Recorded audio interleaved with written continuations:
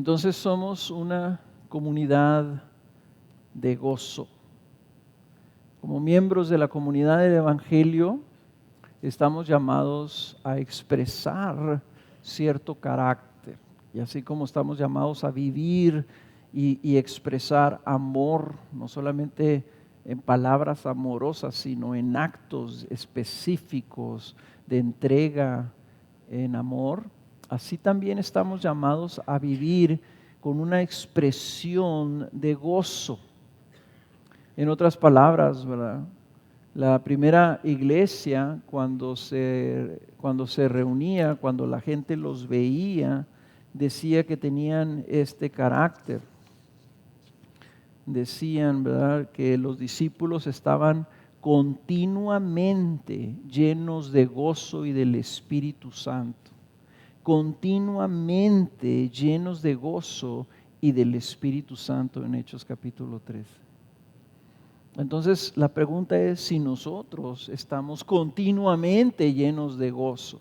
Y no es un gozo carnal, no es una alegría emocional provocada por circunstancias a nuestro alrededor. El viernes había mucho gozo aquí, había muchas risas, había mucha alegría, y tal vez alguna de esa alegría estaba siendo provocada porque nos estábamos viendo en un contexto relajado, porque se veían toda la gente comiendo sentado, porque estábamos comiendo algo sabroso, o porque estábamos viendo personas que hacía mucho tiempo que no veíamos, no sé, pero había alegría, había gozo.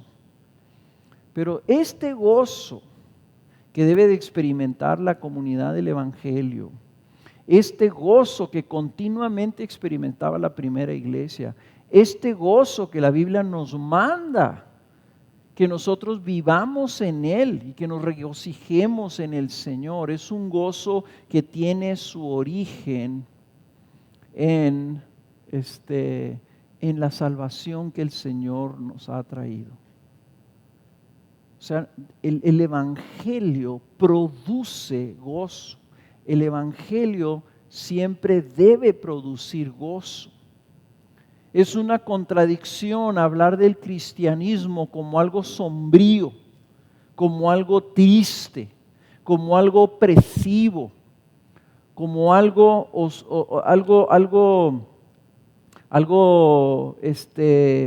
contrario al gozo. Eso es una contradicción.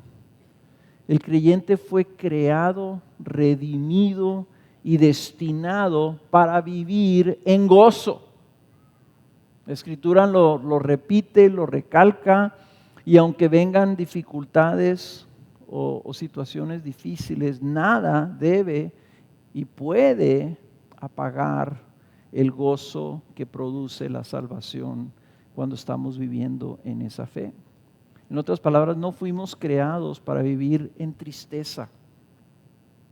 Y si tú estás viviendo en tristeza, si tú estás viviendo y tu vida es una continua depresión, es porque tus ojos están puestos en algo temporal en lugar de lo eterno y lo glorioso que Cristo vino a hacer por ti.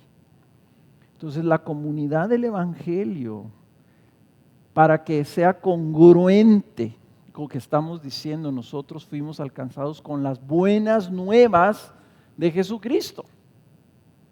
Debe de haber un gozo. Y esto es una buena medida para ti de tu salud espiritual y de tu caminar en tu fe. Si tú no identificas gozo en tu vida, te voy a decir esto, con todo el amor del mundo, algo está mal en tu fe.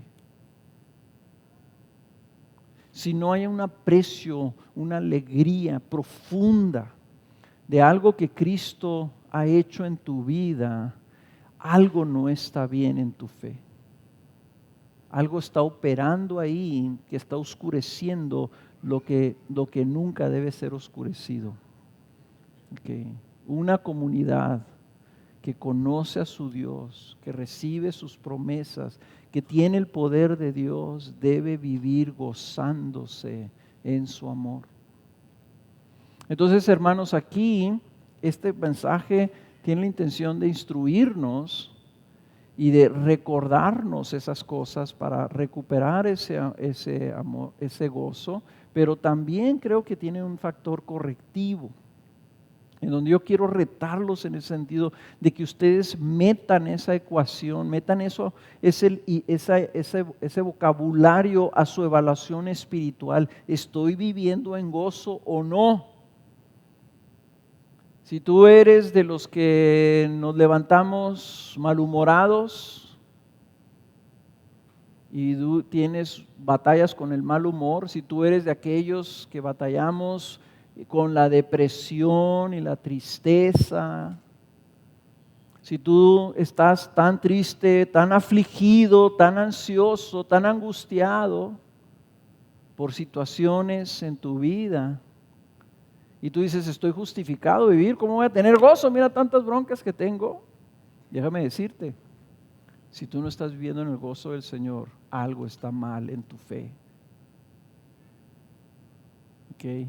Esto debe ser algo que te sirva a ti como parte de tu diagnóstico, porque no es congruente que alguien que tenga a Cristo Jesús como su mayor tesoro viva sin gozo. No lo es. Y no debemos engañarnos pensando que sí lo es. ¿Ok? Entonces vamos a leer Primera de Pedro, capítulo 1, versículo 3. Después del saludo que hace el apóstol Pedro a la iglesia que está dispersa en diferentes países ahí que él menciona, él empieza hablando en el versículo 3 o introduciendo su carta en donde va a traer una exhortación y un aliento para las iglesias. Y dice el versículo 3, 1:3. Bendito sea el Dios y Padre de nuestro Señor Jesucristo, quien según su gran misericordia nos ha hecho nacer de nuevo a una esperanza viva mediante la resurrección de Jesucristo de entre los muertos, para obtener una herencia incorruptible, inmaculada y que no se marchitará, reservada en los cielos para vosotros, que sois protegidos por el poder de Dios mediante la fe para la salvación que está preparada para ser revelada en el último tiempo, en lo cual os regocijáis grandemente, aunque ahora, por un poco de tiempo, si es necesario, seáis afligidos con diversas pruebas, para que la prueba de vuestra fe, más preciosa que el oro que perece, aunque probado por fuego, sea hallada que resulta en alabanza, gloria y honor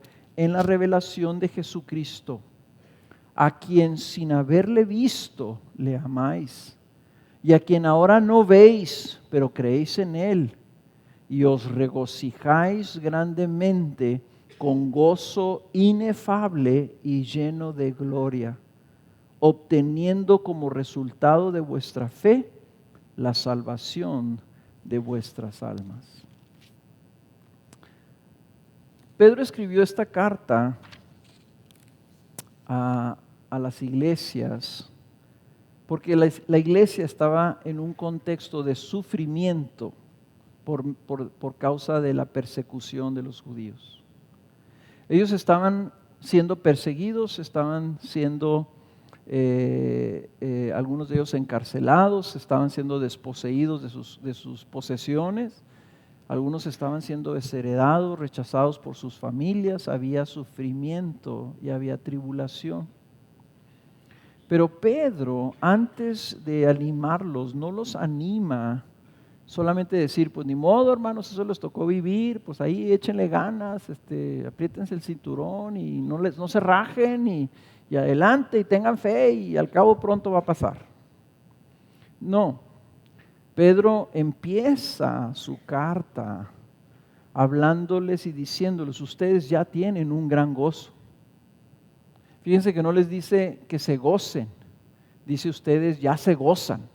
Se regocijan, inclusive es la palabra que él usa, que es un término espiritual que nomás se usa en el Nuevo Testamento.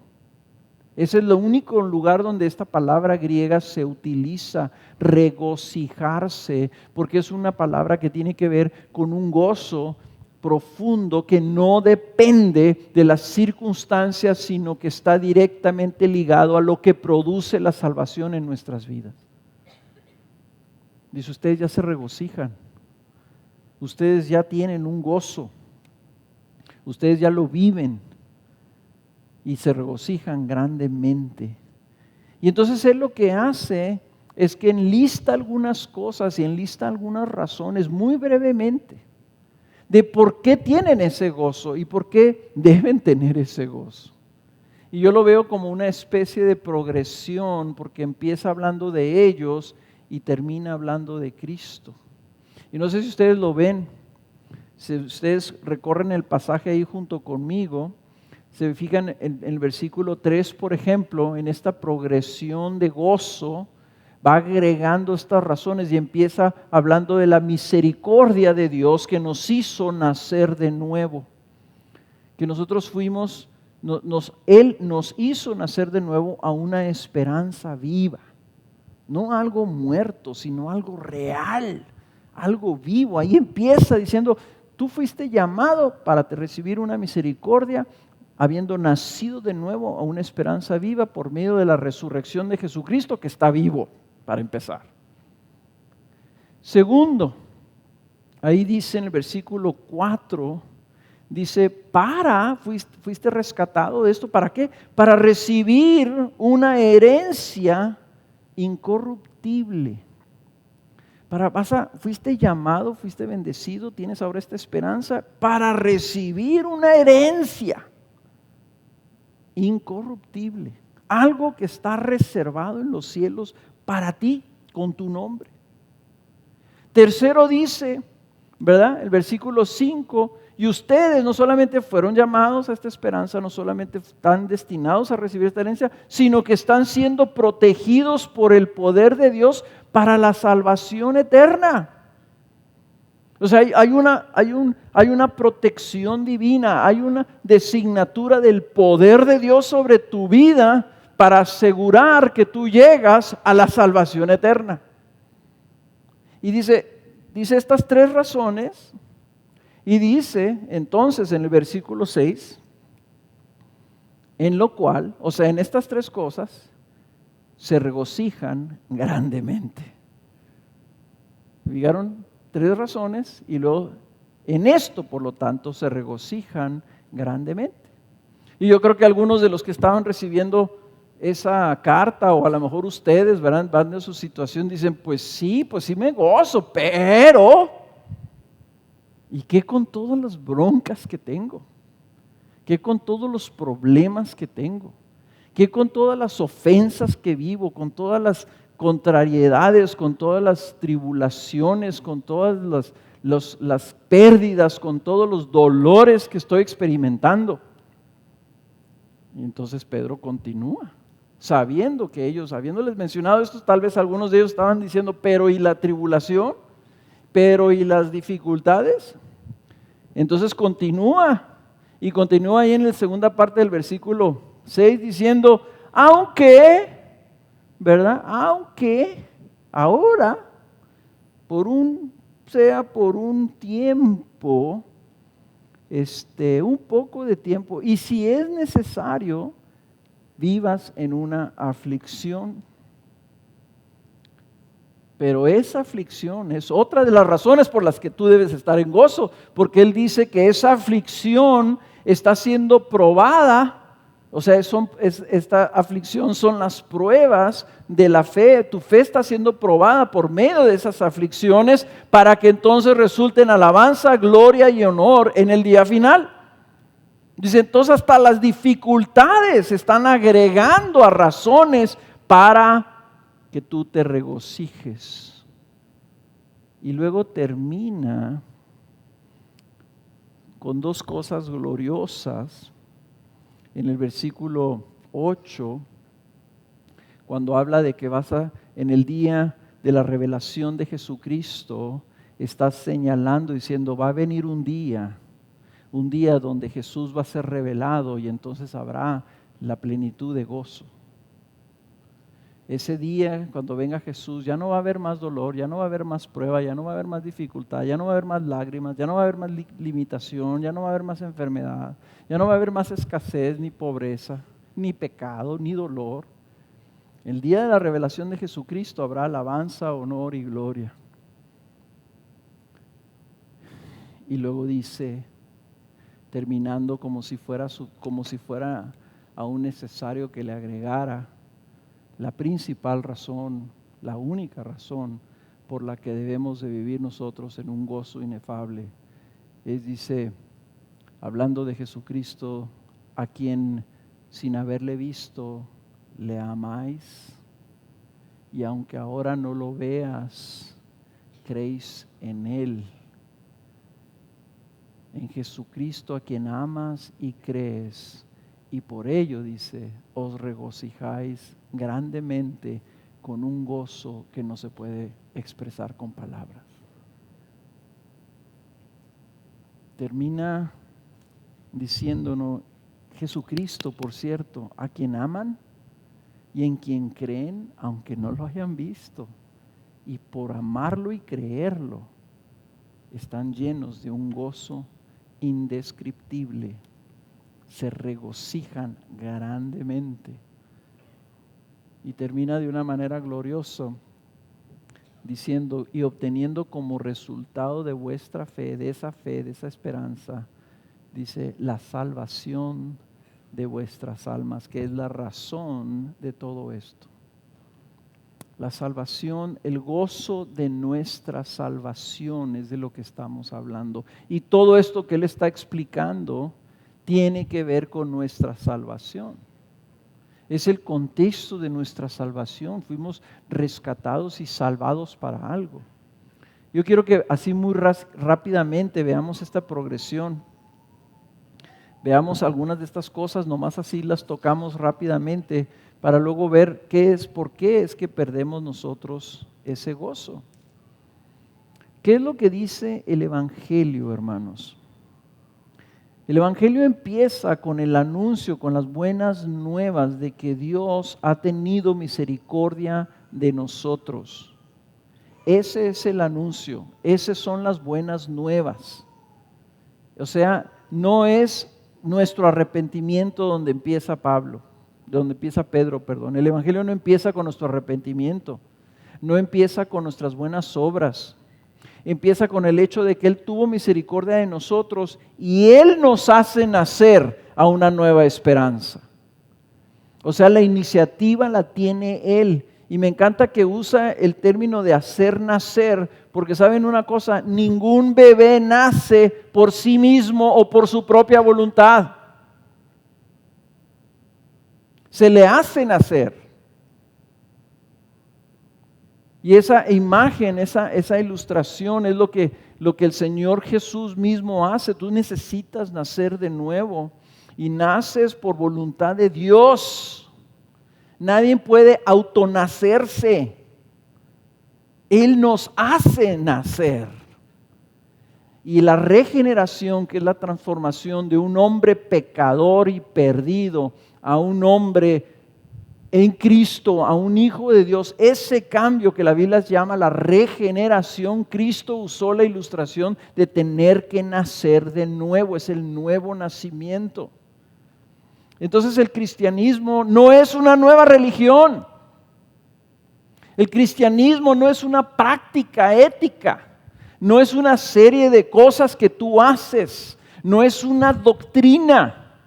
El cristianismo es lo que Dios ha formado cuando Él por su misericordia toma vidas y las hace nacer a una nueva esperanza en Cristo Jesús. Es la intervención de Dios mismo con su mano, que mete la mano en el mundo y agarra a pecadores y los cambia, los transforma. Tú y yo no hay ninguna razón por la que estemos aquí, más que esta: Cristo tuvo misericordia de nosotros. Ese es el cristianismo. Y eso debemos nosotros recordar, hermanos. Nosotros estábamos perdidos. Y algunos aquí puede que estén así, perdidos en sus pecados, en sus delitos, sin Dios y sin esperanza. Y si vinieron ustedes aquí buscando, voy a ir a ver si me dicen algo que me pueda ayudar a arreglar mi vida.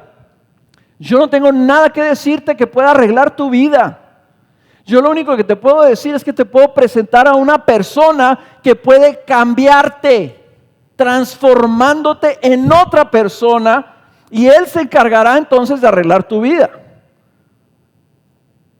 Ese es el cristianismo. Por eso es que son buenas nuevas. Yo estaba perdido, la canción dice, estaba perdido y Él me encontró. Yo estaba ciego y ahora veo. Yo estaba muerto y ahora vivo. Ahí empieza la razón de nuestro gozo.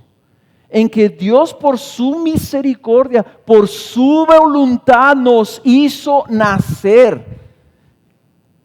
Una de las razones principales por las que se pierde el gozo, pongan atención, es que nos olvidamos que Él es el que nos hizo nacer, Él es el que tuvo misericordia de nosotros y pensamos que tiene que ver con nosotros. Que nosotros de alguna manera nos tenemos que ganar ese derecho de ser llamados hijos de Dios. Que nosotros tenemos que ganarnos la aprobación de Dios. ¿Saben cómo se llama eso? Legalismo. El legalismo es el agua que le echas tú al fuego del gozo para que se apague. Porque en el momento que tú quitas tus ojos de la misericordia de Dios y pones tus ojos en tu mérito, el cristianismo se vuelve una cosa opresiva, horrible. Se vuelve una religión. Díganme ustedes si le han leído el Nuevo Testamento, si ustedes han encontrado un fariseo contento. ¿No? Jesús estaba gozoso.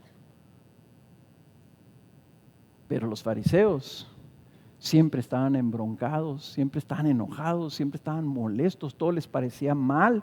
¿Por qué? Porque eran unos legalistas. Porque ellos pensaban que Dios les debía las bendiciones en base a sus obras, en base a sus actos, en base a que ellos seguían las leyes perfectamente bien. Hermanos, nosotros no agregamos nada. Y tenemos que recordar que fuera de la gracia de Dios y fuera de la misericordia de Dios, nosotros estaríamos totalmente perdidos. Por eso es que en la iglesia no debe haber legalistas. Debe haber gente que sabe que estaba perdida y que Cristo lo salvó por medio de la misericordia del Padre. Y entonces hay gozo, hay aprecio, hay gratitud, hay alegría. ¿Verdad? Qué amén tan aguado, tan sin gozo.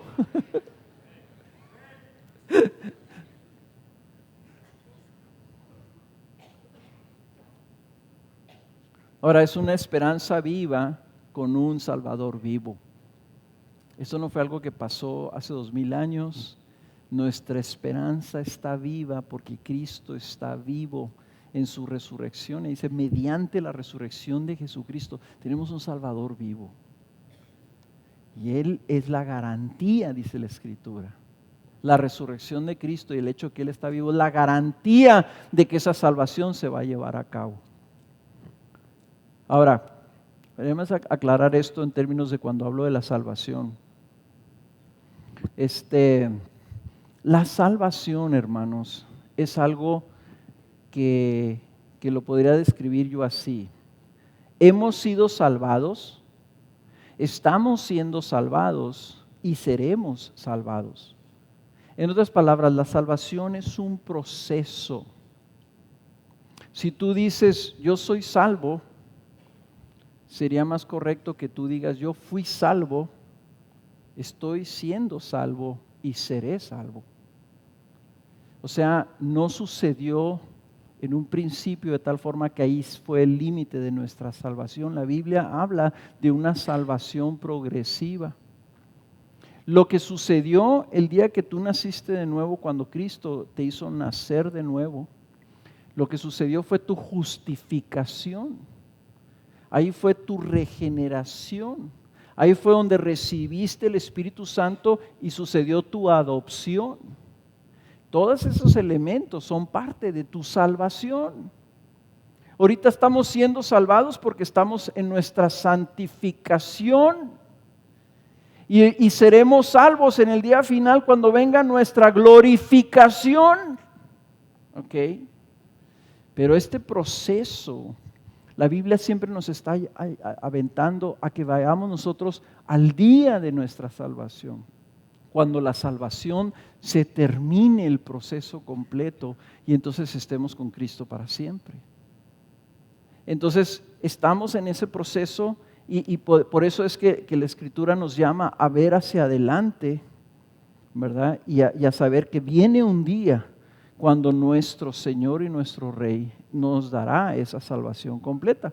Pero aquí dice, la segunda cosa que dice que debemos, por la que debemos de gozarnos, no solamente es porque Él ha tenido misericordia de nosotros y nos ha hecho nacer de nuevo, sino que nos gozamos por una herencia incorruptible. Y me encantan estas palabras. Es una herencia incorruptible, o sea que nada lo puede tocar, nadie la puede marchitar, nadie la puede afectar. Es incorruptible, inmaculada, o sea que ya de antemano está perfecta, está pura, está reservada para nosotros, dice, y no se marchitará.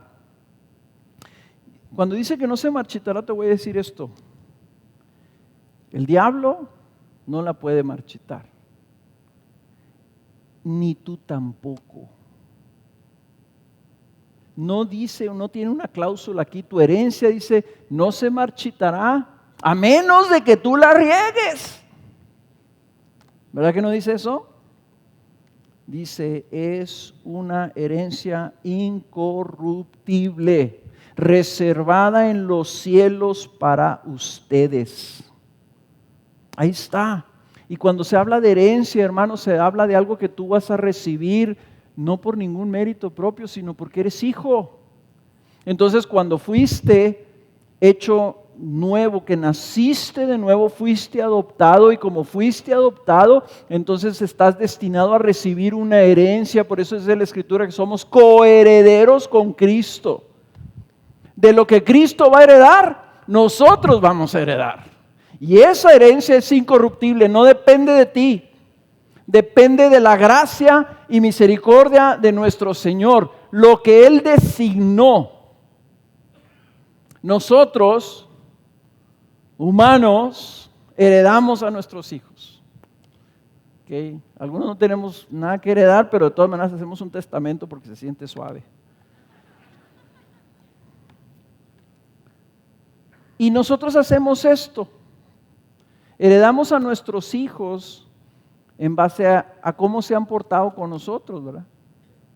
Entonces, si eres un hombre rico, ¿verdad? Pues andan tus hijos queriéndote caer bien y todo para que les dejes una buena parte de tu herencia.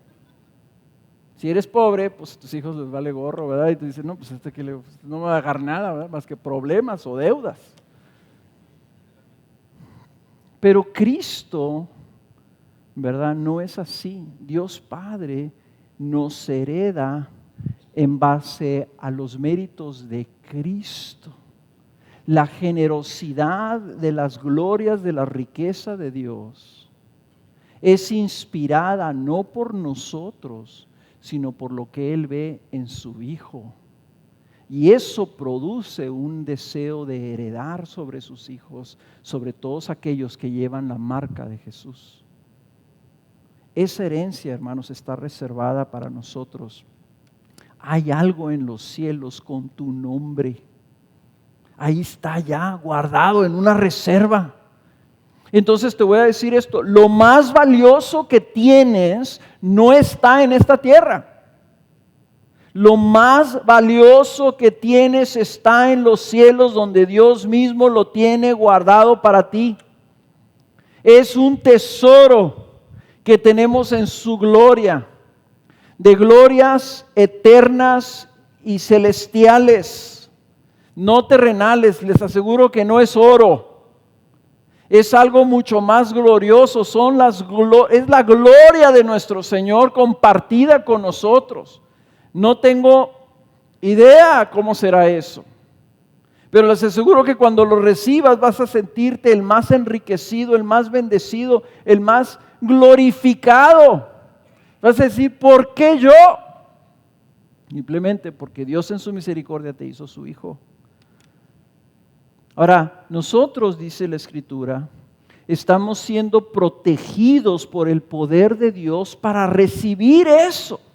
El mismo poder de Dios que creó el universo, el mismo poder de Dios que levantó a Cristo de los muertos, el mismo poder que le hace que nadie puede impedir su voluntad, es lo que te protege a ti para que recibas esa herencia. Hermanos, estamos hablando de cosas bien serias. Eso es una seguridad. Y ahí dice aquí, sí hay que notar esto, ¿verdad? Dice, somos protegidos por el poder de Dios mediante la fe para la salvación que está preparada para ser revelada en el último tiempo. ¿Se acuerdan? Ahorita les decía, la salvación, nosotros vamos caminándonos para la salvación. Oye, pero yo ya fui salvo. Sí, pero te falta la salvación. Recibiste el perdón de tus pecados. Recibiste la adopción, pero ahí está algo reservado para ti. En el final de los tiempos, en el último tiempo va a ser revelada y está ahí preparado algo para que tú lo recibas. Y cuando eso venga, ¿verdad? Te darás cuenta que Dios te protegió y te guió y te cuidó hasta que tú llegues allá. Ahora, es por fe.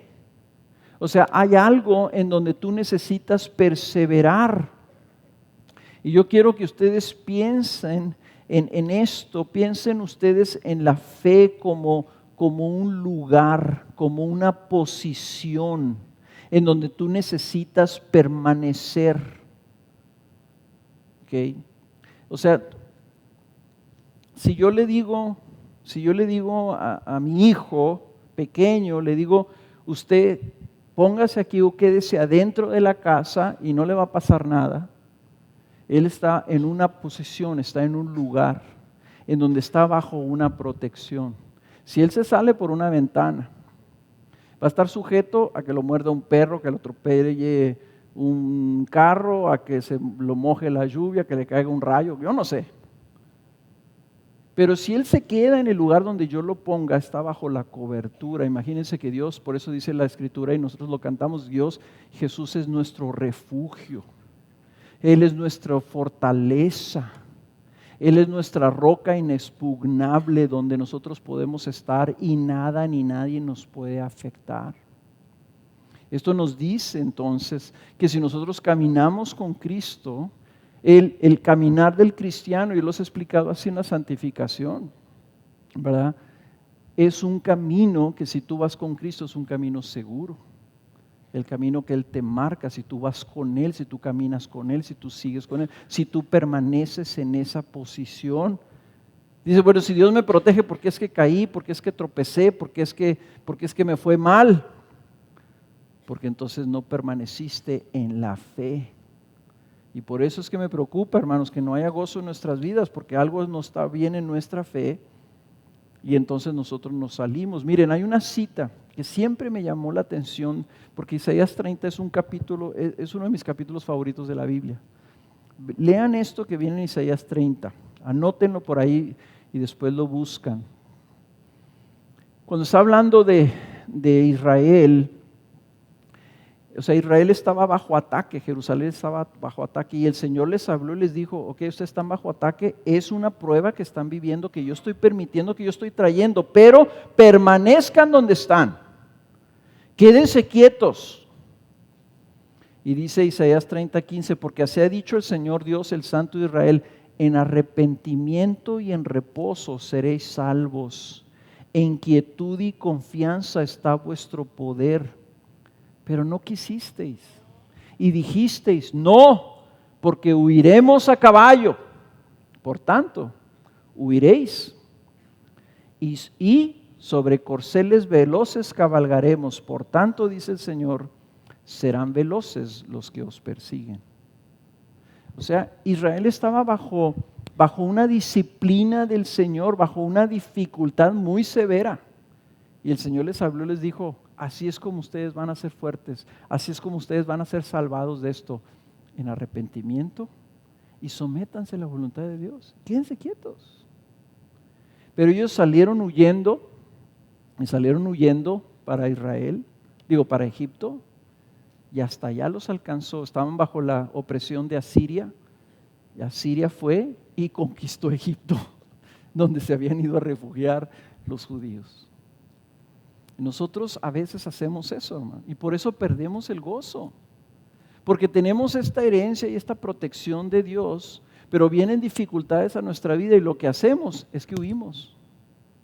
Buscamos nuestra propia solución, buscamos el alivio en lugar del descanso en el Señor, en lugar del reposo y la quietud, esperando en Él, decir, Señor, yo sé que tú tienes todas las cosas bajo control, yo sé que tú me proteges y proteges mi salvación, aquí estoy, Señor, tú estás permitiendo que yo viva esto, yo permanezco, yo espero en ti, yo confío que tú vas a hacer tu obra.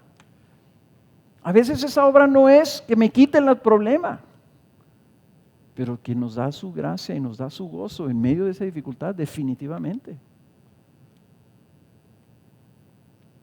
Dice entonces que en base a estas tres cosas nos regocijamos grandemente. Les quiero recordar, hermanos, esta ilustración que usó Jesús cuando habló del reino de los cielos en el capítulo 13 del libro de Mateo, y dice, el reino de los cielos es semejante a un tesoro escondido en el campo, que al encontrarlo un hombre lo vuelva a esconder, y de alegría por ello va, vende todo lo que tiene y compra aquel campo. Y lo dice el versículo 45, el reino de los cielos también es semejante a un mercader que busca perlas finas, y al encontrar una perla de gran valor fue y vendió todo lo que tenía y la compró. ¿Qué es lo que está diciendo Jesús? El reino de los cielos, cuando tú encuentras el reino de los cielos, encontraste el tesoro. Y dice, y eso debe producir en ti una alegría, un gozo, que estás dispuesto a dejarlo todo por tener ese tesoro. Ese es el gozo, ese es el regocijo que Pedro dice, y ustedes se regocijan grandemente. Probablemente Pedro sabía de su gozo, probablemente Pedro había visto, obviamente veía en la primera iglesia que se regocijaban continuamente. Pero, hermanos, la pregunta es, ¿nosotros vivimos en ese gozo? ¿Nosotros vivimos en ese aprecio del tesoro que es la salvación de nuestro Señor? Esa es la pregunta que tú te debes hacer. O si estás queriendo conseguir otros tesoros, tienes ese tesoro, el más hermoso, el más valioso, la perla más gloriosa, la tienes ahí, pero andas queriendo comprar otros tesoros para tu vida. Si estás así, pues tal vez esa sea la razón por la que no haya gozo en tu vida. Ahora, Pedro, como les digo, la razón por la que escribió estas cosas es porque las iglesias estaban bajo aflicción, estaban bajo pruebas, dificultades. Entonces, ¿qué les dice? Les dice, pues yo sé que a lo mejor ustedes ahorita no tienen gozo, ¿verdad? Pero lo entiendo. Pero después va a venir el gozo cuando se quiten sus circunstancias. Les dice, no. Dice, aunque ahora, aunque sea por un corto tiempo, si es que es necesario solamente, Dios permita que tu fe sea probada.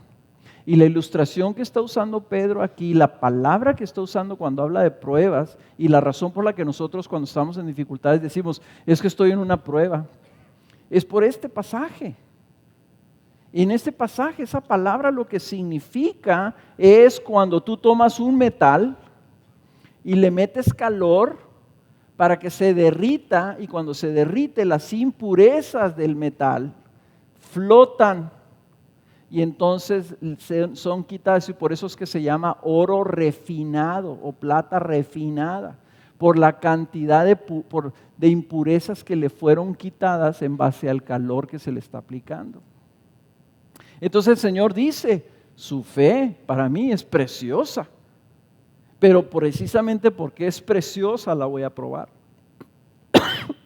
Perdón. La voy a probar, le voy a aplicar fuego, si es necesario, y por un corto de tiempo, nomás para que floten las cosas que tienen que flotar, que salgan las cosas que tienen que salir. Dice entonces, por eso es que vienen aflicciones. De otra manera, hermanos, el Señor nos salvaba, y en el momento en que nos salvaba, ¿verdad? En la iglesia sería un lugar que estuviera el techo lleno de hoyos, porque cada una persona que se entregara a Cristo Jesús en ese momento le caería un rayo y serían fulminados y se iban con el Señor inmediatamente. Pero dice el Señor, yo estoy salvando y esas almas para mí son preciosas y son como si tuviera yo oro, que lo voy a probar y lo voy a refinar y lo voy a perfeccionar. ¿Por qué? ¿Por qué? Aquí Pedro les dice, ¿qué dice en el versículo 7? Dice, para que la prueba de vuestra fe, más preciosa que el oro que perece, aunque probado por fuego, sea hallada, que resulta en alabanza, gloria y honor en la revelación de Jesucristo. A ver, aquí la pregunta es, ¿para alabanza, gloria y honor de quién? No.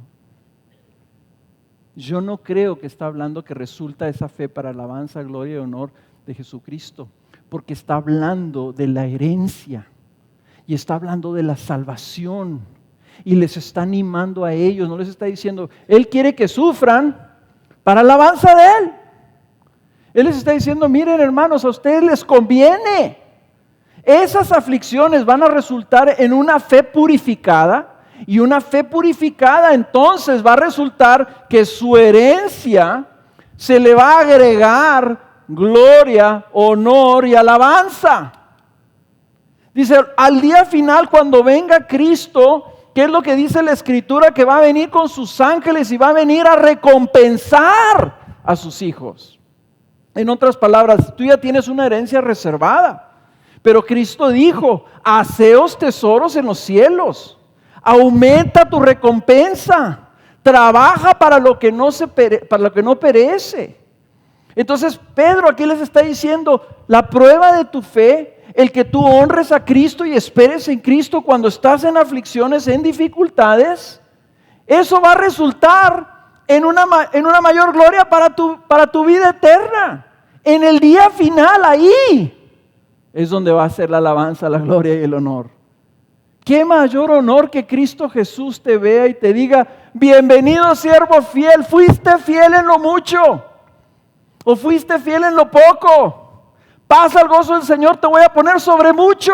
Aquí está tu recompensa, porque fuiste fiel cuando yo te probé. Entonces lo que está siendo probado en nuestra fe, hermanos, resulta que agrega gozo a nuestra vida. Y ahí es donde termina entonces el apóstol diciendo en el versículo 8, dice, en el día de Jesucristo, en la revelación de Jesucristo, cuando Jesucristo venga de nuevo, cuando lo veamos ahora sí, en la revelación de Jesucristo, es decir, Jesús va a aparecer. Y lo vamos a ver porque se va a revelar, se nos va a revelar, lo vamos a ver, hermanos. Por eso me gusta Isaías 30, porque es una promesa, dice, tus ojos verán al Maestro. Yo voy a ver a Jesús y tú vas a ver a Jesús. En ese día de la revelación, dice Pedro, aunque ahorita no lo veas, ya lo amas. Y aunque ahorita no lo veas, crees en Él. Y porque tienes a Jesucristo, dice entonces te regocijas con un gozo que no se puede explicar.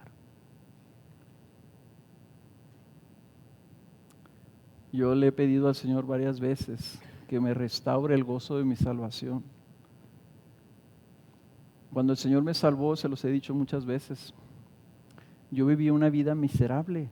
La verdad de las cosas, yo era miserable. Siempre estaba deprimido, siempre no veía sentido en la vida. O sea, tenía todo y me sentía el hombre más pobre, más miserable de toda la tierra. Cuando Cristo me salvó, que lo tuve a Él, lo primero que sucedió en mi vida fue experimentar el gozo inefable del Señor. Algo inexplicable, algo impronunciable. Yo no se los podía describir, yo lo único que sabía es que lo tenía. Y por 6 meses, después de que el Señor me salvó, por 6 meses, era tan fuerte el gozo que yo tenía de haber sido miserable. Todos pensaban que yo me había vuelto loco, tal vez mis padres pensaban que estaba en las drogas, yo no sé. Por 6 meses me dolía el pecho de lo fuerte que me latía el corazón, porque haber estado muerto, ahora estaba vivo y tenía a Cristo. Y lo que me da pena, hermanos, es que no vivo así como estaba en ese mi primer amor. No tengo ese mismo gozo. Cuando menos no lo tengo continuamente como lo tenía en ese entonces. Y yo sé que fueron 6 meses. Lo conté, lo viví, porque cuando desapareció me di cuenta, oye, ¿qué pasa? Ya no siento ese gozo. El pecado vino y robó ese gozo de mi vida.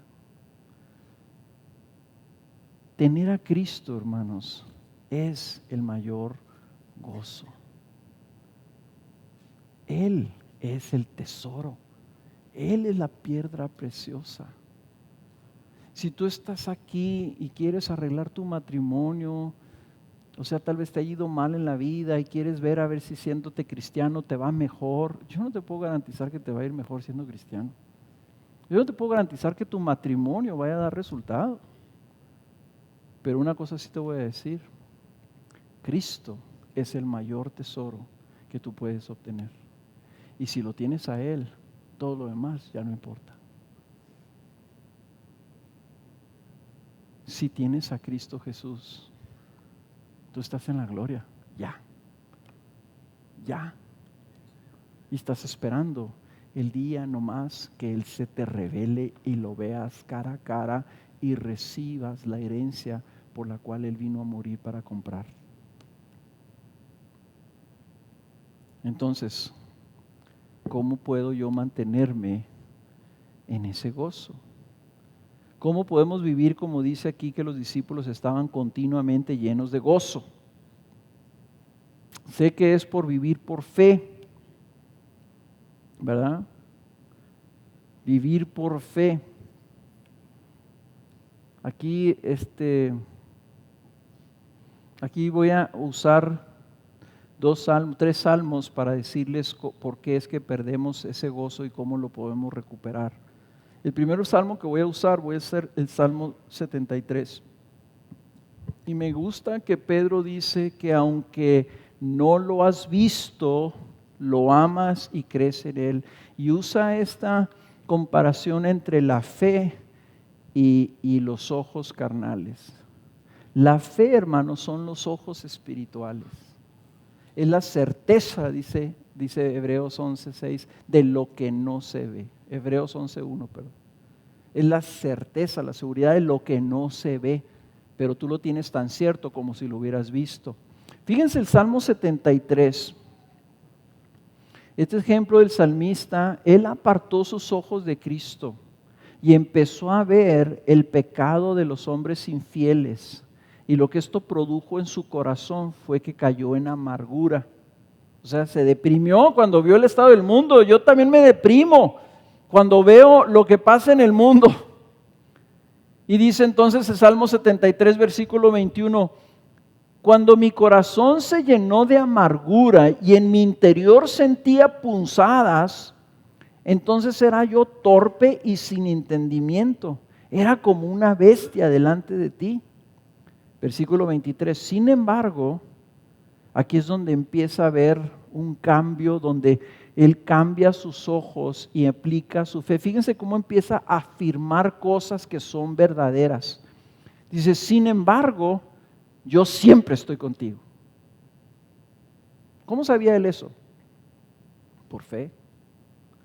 Dice, después dice, tú me has tomado de la mano derecha. ¿Por qué? Porque sentía que Dios lo estaba agarrando. Lo dice por la fe. Con tu consejo me guiarás. ¿Cómo estaba tan seguro? Por fe. Y después me recibirás en gloria.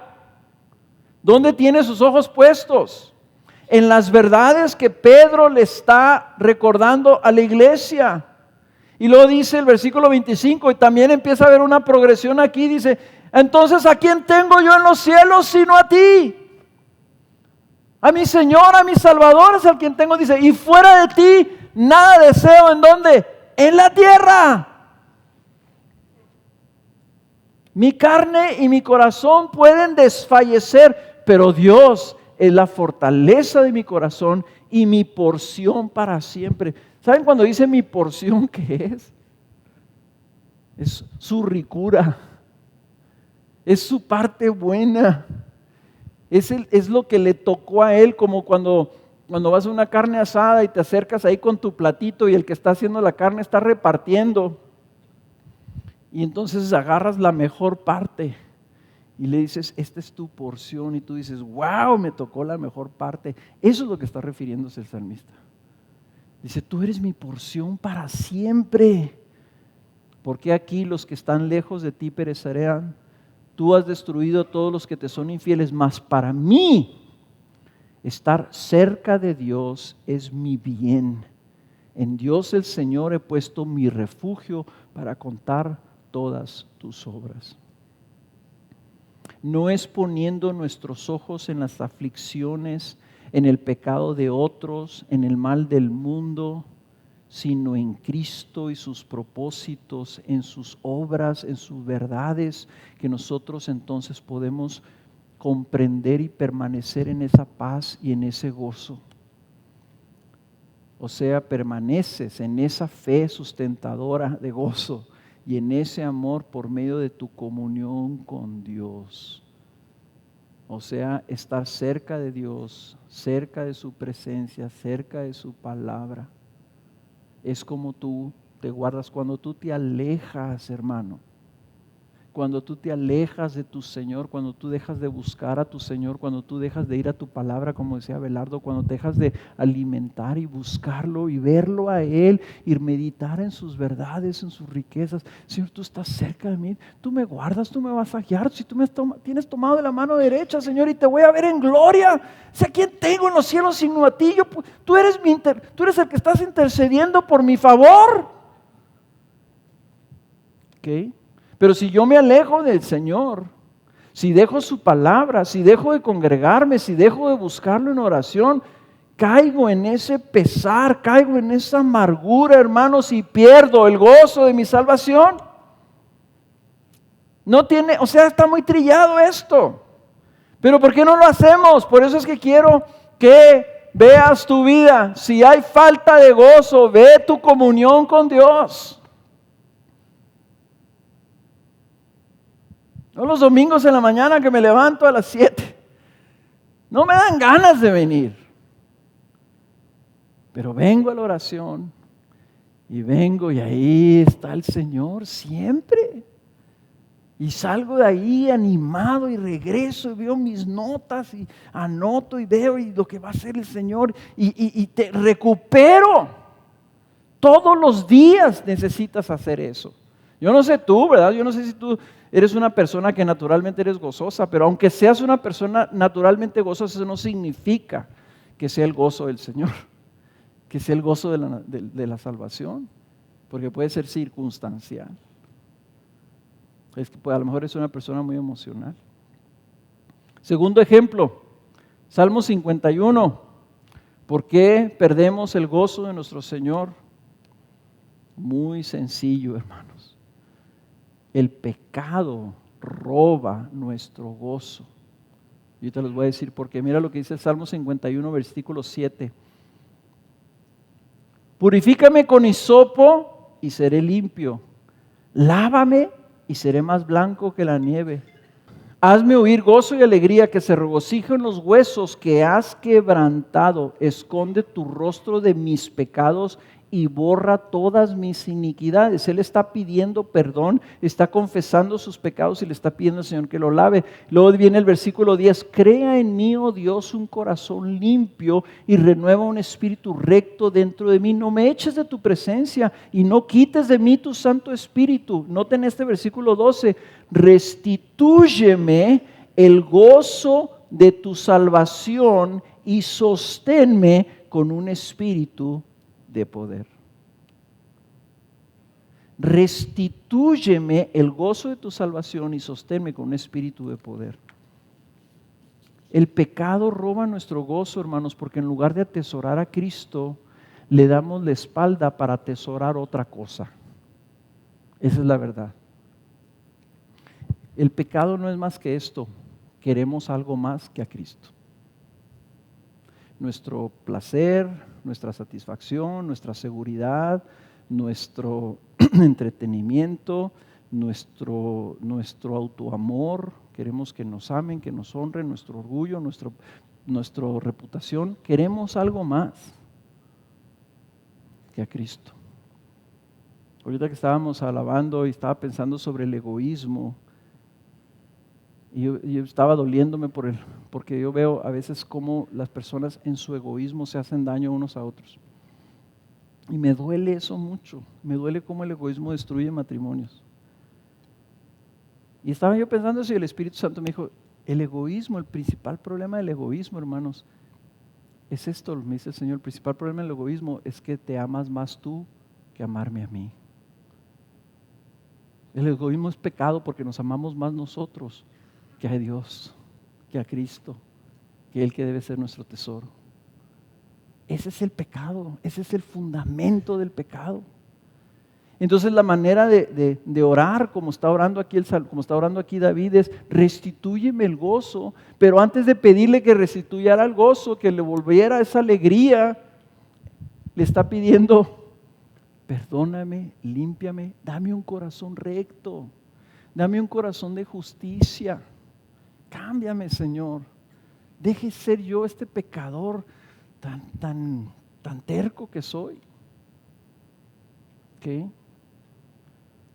Y por último, ¿y entonces qué hacemos con nuestras aflicciones? Porque hay aflicciones que vienen en nuestra vida que pueden ser pruebas, pero ¿qué hago? A veces estas cosas son bien pesadas. Estas cosas a veces, imagínate tú decir, ya tengo 6 meses sin trabajo. ¿Cómo lo voy a hacer? O me acaban de decir que tengo un cáncer incurable. ¿Cómo lo voy a hacer? ¿Qué voy a hacer con mi familia? O me acaban de decir, ¿verdad?, que lo que yo esperaba en mi matrimonio, que no funcionó.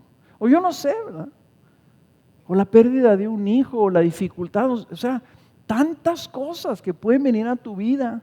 Y esas aflicciones, Pedro está consciente, pueden robar tu gozo, por eso Pedro empieza con el gozo. ¿Qué dice la Escritura que debemos hacer? Salmo 55, 22. Y si no tienen subrayado, subrayenlo. Echa sobre el Señor tu carga y Él te sustentará. Él nunca permitirá que el justo sea sacudido. ¿Y qué significa que eches sobre el Señor tu carga? Que pongas en las manos del Señor en oración tu necesidad, confiando que Él será suficiente. Miren, vayan y terminamos con esto, Filipenses 4:4. Vamos a terminar leyendo estos versículos. Filipenses 4:4, y le voy a pedir al equipo de alabanza que se vaya preparando. Fíjense cuando Pablo le manda a la iglesia de Filipenses que se regocijen en el Señor. Ahí está esa palabra otra vez. No nomás dice gócense, dice regocíjense. O sea, es un gozo continuo. Regocíjense en el Señor siempre. Otra vez lo diré, dice Pablo, regocíjense. Es un mandato apostólico sobre nuestras vidas, repetido por los apóstoles porque viene en el Antiguo Testamento. Y dice, vuestra bondad se ha conocido de todos los hombres. Y les recuerda, el Señor está cerca. La revelación del Señor viene pronto. Entonces, dice versículo 6, por nada estéis afanosos. Antes bien en todo, mediante oración y súplica con acción de gracias, sean dadas a conocer vuestras peticiones delante de Dios. Y entonces, la paz de Dios, que sobrepasa todo entendimiento, guardará vuestros corazones y vuestras mentes en Cristo Jesús.